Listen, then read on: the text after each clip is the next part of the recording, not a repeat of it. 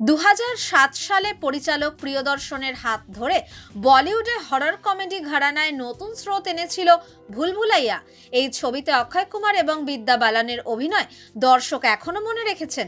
বিশেষ করে ছবিতে আমি যে তোমার গানে মঞ্জুলিকা চরিত্রে বিদ্যার অনবদ্য নাচ ছবিকে অন্য মাত্রায় নিয়ে গিয়েছিল। 2022 সালে মুক্তি পায় ছবির সিকুয়েল ভুলভুলাইয়া 2। ছবিতে অক্ষয়ের জুতোয় পা গলিয়েছিলেন কার্তিক আরিয়ান, কিন্তু সেখানে ছিলেন না বিদ্যা। ফ্র্যাঞ্চাইজির ভক্তদের জন্য সুখবর, ছবির তৃতীয় পর্বে আবার ফিরছেন বিদ্যা।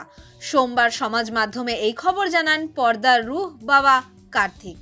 সমাজ মাধ্যমে ছবির প্রথম ভাগে আমি যে তোমার গানে বিদ্যার নাচের একটি ভিডিও পোস্ট করে কার্তিক লেখেন, তাহলে এটা সত্য।